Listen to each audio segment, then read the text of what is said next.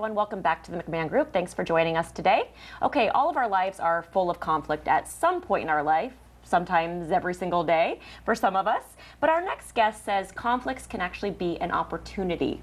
Dr. Michael Patterson, thank you for joining us today. It's my pleasure. Thanks for having me. You know, I looked at your title, Have a Nice Conflict. That's an absolute paradox to me. Well, it is to a lot of people, but in fact, while conflict is often viewed negatively, conflict can be a real opportunity to strengthen relationships and improve productivity if it's well managed, if we learn how to have nice conflicts. Okay, well managed. That's the key, though, because I think oftentimes conflict comes out of emotion. I passionately want something, or someone passionately wants something, or a need that's not being met, which in turn creates conflict. Indeed. By definition, conflict is an emotional reaction to when we feel that our self-worth is at risk in some way.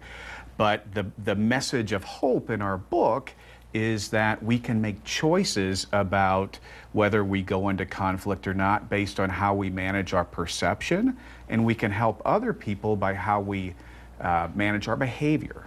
Okay, that sounds like an easy feat, but managing your behavior is very challenging. It is challenging, but with some skills and some practice and some tools that we talk about in the book, it's possible. It all begins with preventing the conflicts that are preventable. And you do that by anticipating first, and that's getting to know the people you're in relationship with, you're working with, your boss, Pat, your spouse, getting to know them really well, what their likes and dislikes are, how they like to operate, and then once you know that, make behavioral choices based on what they need, give them what they need so you're not likely or you're less likely to trigger conflict in them.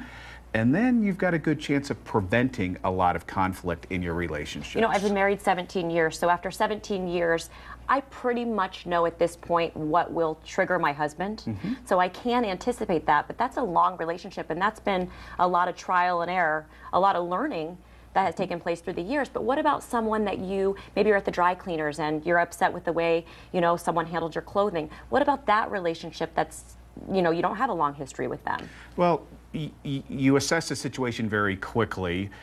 In that sort of situation, it might be about managing your perceptions and recognizing that other person's behavior perhaps is well-intended, and you can perceive some positive motive behind it. It happened to me last night. Flying into the airport, it'd been a long day. I'd been up since 4 o'clock in the morning. I got to the rental car counter, and I just wanted my car. I wanted to be in and out, get my car, get to the hotel. I had things to do. The very pleasant young woman at the counter wanted to have this in-depth conversation with me. Why I was in town, what I was doing. Was I going to get a chance to do anything fun? And that was a trigger for conflict for me, because I just wanted my car, get to the point, let me move on. So would it be appropriate at that moment to say, I've had a really long day, I'm just not in the mood to talk right now? It's always appropriate to express yourself to the other person. It's also would have been appropriate for me to manage my perception a little bit and try to recognize what she was trying to do. She was trying to be good at customer service, make me feel welcome in your beautiful city and state. But I was thinking other things. So it's about managing my perceptions as well as working with people to help them by managing your behavior. And that rings true with me too. When you talk about this, there's a certain coffee place that I go through, and I think it's standard. They must ask, "Hi, how's your day going today?" I don't want to tell them how my day's going. I just want my coffee, especially first thing in the morning. And I never know how to react. But I guess if I change my perception, then it won't be a conflict for me. Right. Conflict is about choice. We can choose to go to conflict. We don't have to accept every conflict invitation that's sent our way. It's about managing perceptions. It's about managing behavior as well. Okay, let's talk about John Doyle. He is the character in your book. This is a fiction book. It's a novel that teaches powerful ideas. And the reason we took that approach is our company's been training people in corporate workshops and classrooms for 40 years on how to have strong relationships and manage conflict. But we wanted to make these ideas accessible to everyone, but we didn't want to write another textbook or another how-to book. Nobody likes to read textbooks. So we wrote a good story, a story about a character that people can relate to, John Doyle, a hard-charging sales manager, take no prisoners, all in, but he's hitting his head on the ceiling at work. He's been passed over for a promotion. He's having trouble with customers. He's having trouble at home with his wife, his boss. Relationships, conflict is holding him back. So Have a Nice Conflict is the story of John learning the 5 keys to nice conflicts and learning how he grows and develops through a really engaging, fun, easy to read story that people can relate to. And I had the opportunity to read the first few chapters, and it caught me right away, because obviously I could identify with certain characteristics of myself, not 100%, but definite characteristics of myself that I could say, hey, you know, this is how he's learning in this story. Maybe this is something that I can try. We've heard that from a lot of our readers. There's at least one, if not more, characters that everyone can identify with. A lot of people have said to us, hey, that's like me, or that's like my husband, that's like my boss. And I think that's the essence of a good story, that we can relate to the people, the characters, and we can learn from the journey, the pathway that they follow to improve our own lives and our ability to have nice conflicts. And you know, it seems that other people oftentimes can see the problem about us.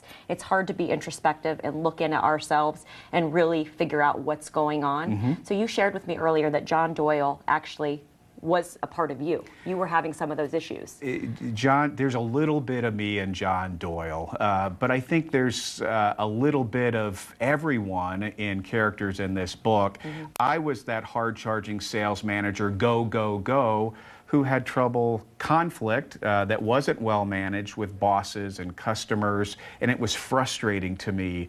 But over time, fortunately, I learned some of the skills that I now teach, and I'm in a better position to build relationships and manage those conflicts that were so challenging before. And you teach, you're an adjunct professor at Pepperdine? I do. Most of my work is with corporate clients, working in helping them. I'm also sort of the Dr. Matt character in the book, and my colleagues who also wrote the book do the same thing. We coach corporate clients.